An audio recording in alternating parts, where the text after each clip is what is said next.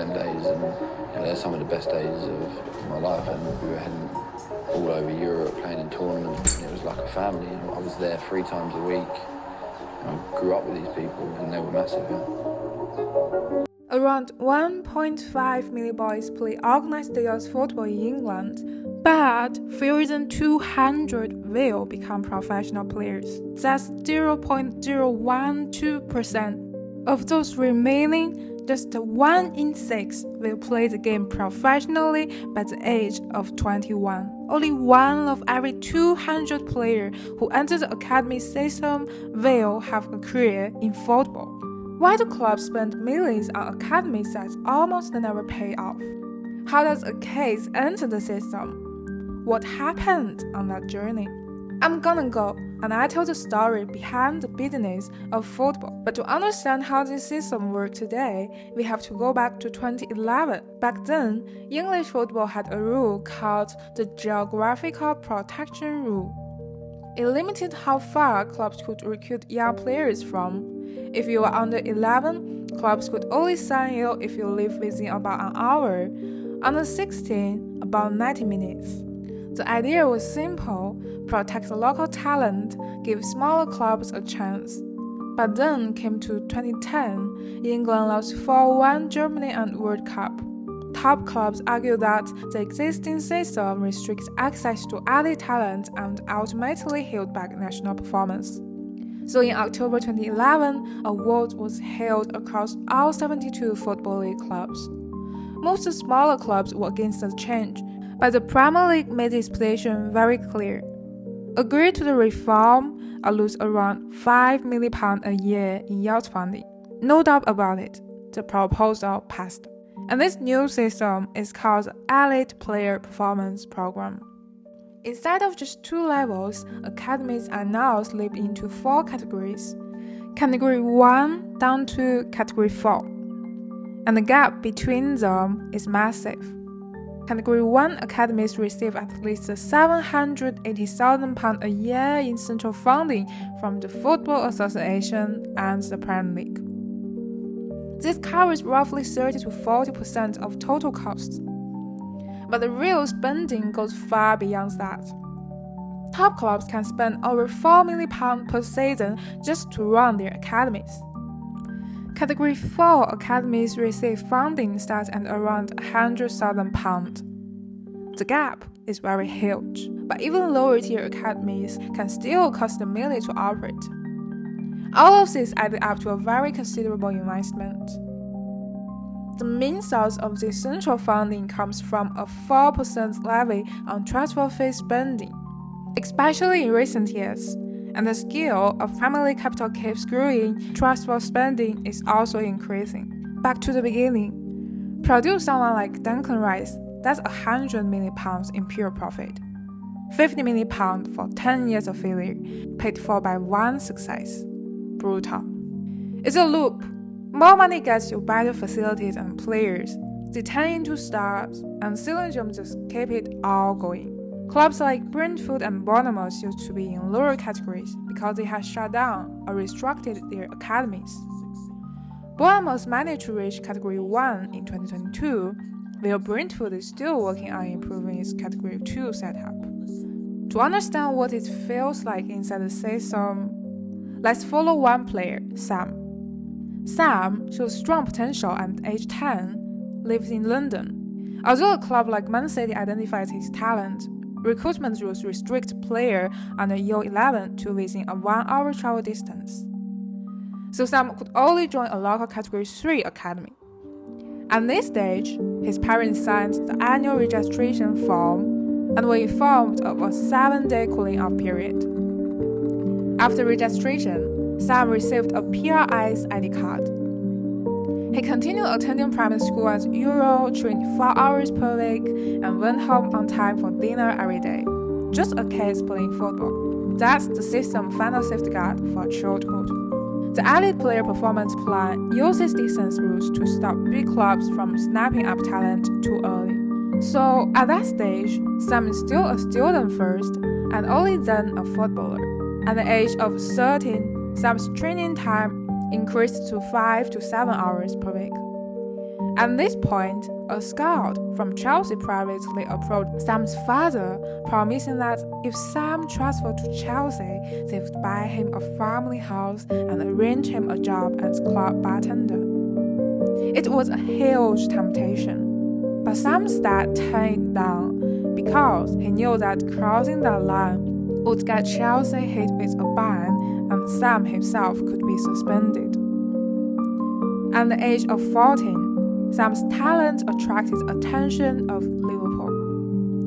Although the distance was very far, Category 1 Academy have national-wide recruitment rights.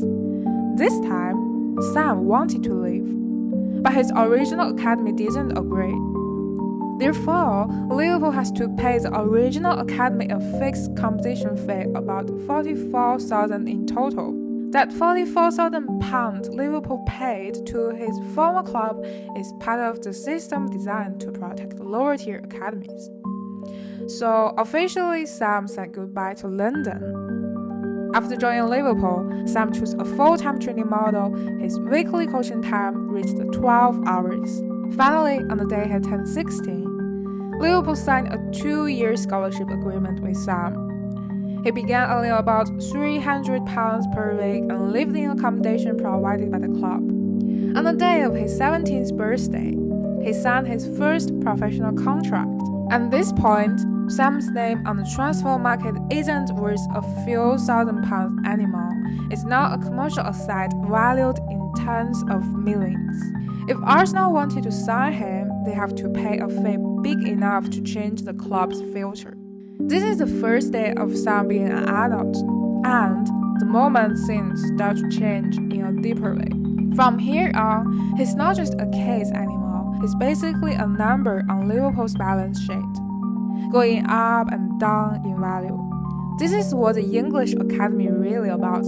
It takes raw dream and turns them into something polished like a factory line. The whole way through, Sam's family pay nothing. Unlike the pay-to-pay system in US or part of Asia, it keeps the talent pool open to way more people. We can talk about the Asian Academy system in the next video if this video gets over 100 likes. So when he was 19, Sam got badly injured in tackle. Liverpool's medical staff tried everything, but the professional game is pretty unforgiving. By the end of the season, he got a call he was being released. According to the new regulation after 21-2022 season, Liverpool must provide Sam with 3 years of follow-up support, including helping him apply for uni or find jobs in coaching or related fields. The system gives Sam everything and then took it away. For Sam, that 3 years of support really made up for the pain. The English Academy system worked like a precious but ruthless machine.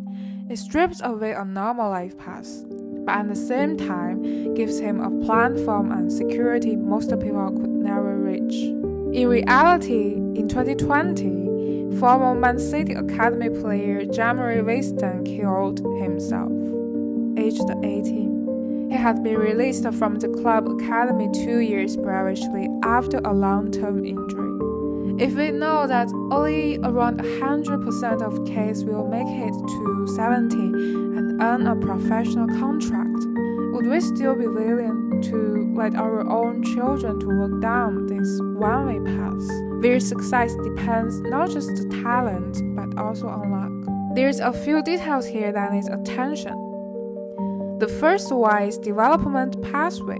The EPPP has designed a clear, structured, and legally protected progression timeline for young players. All players are grouped based on their actual age and August 31st of that year, and are placed into 30 age groups from U9 to U21. U9 to U11 is called the foundation stage. The document signed at this stage is the annual registration form. Player can only follow a part-time training model or must attend training through after-school hours or during holidays. U12 to U16 is called the youth development stage. At this stage, players can choose a hybrid training model that takes up to 2 school days per week or a restricted full-time training model. The key milestone here is signing a scholarship agreement with the academy. The scholarship usually range from around £150 and £400 per week. U17 to U21 is called the professional development phase.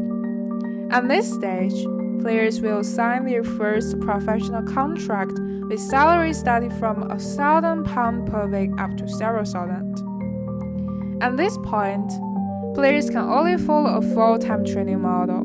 No later than the third Saturday of May each year, players will be informed whether they will receive a contract renewal for the next season. Because in practice, academies tend to reduce squad size as age increases. For example, a Category 1 U9 squad usually has around 30 players, while U21 there are often only about 15 players. This creates very intense competition, but there is also one advantage. No matter the club's reputation, category level, or location, our academies still maintain strong recruitment capabilities. Take Max Dowman on Arsenal. Dowman was born on December 31, 2009 and October 23, 2025. When he was 15 years and 10 months old, he signed his first scholarship agreement with Arsenal. Because his birthday is very late in the year, by November 1st, 2025, he had not yet turned 16, so he was not allowed to sign a professional contract that year. He would need to wait until January 1st, 2026, at which point he would have turned 16 and could then sign a professional contract with Arsenal. However, the contract would only take effect after he turned 17, which is January 1st, 2027. Throughout the whole year of 2026, because of the rules, even if he becomes a superstar tomorrow, he's locked into a scholarship of a few £100. It's a system designed to keep the power, the profit in the hands of the clubs until the very last second. By setting aside these talented young players, where do those who are eliminated from the system end up? We'll leave that under question here, and see you in the next video.